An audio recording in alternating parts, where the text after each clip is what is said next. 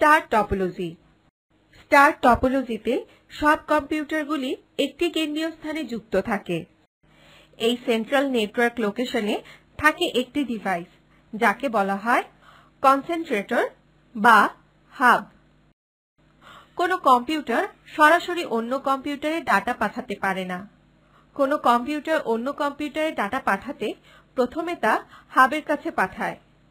Hub সেই data সব কম্পিউটারে কিংবা গন্তব্য কম্পিউটারের নিকট পাঠায়। স্টার টপোলজির সুবিধা: সহজেই নেটওয়ার্কে অধিক সংখ্যক কম্পিউটার যোগ করা যেতে পারে। নেটওয়ার্কের কোনো কম্পিউটার নষ্ট হয়ে গেলে তা নেটওয়ার্কের উপর কোনো প্রভাব ফেলে না। হাব বিভিন্ন ধরনের নেটওয়ার্ক সাপোর্ট করে বলে একসাথে কয়েক ধরনের কেবল ব্যবহারের সুবিধা পাওয়া যায়। স্টার টপোলজির অসুবিধা: এ ধরনের নেটওয়ার্কের প্রধান অসুবিধা হল হাব নষ্ট হয়ে গেলে সমস্ত নেটওয়ার্কটি অচল হয়ে পড়ে। এছাড়াও এই টপোলজিতে কেবল বেশি লাগে, ফলে খরচ বেশি পড়ে।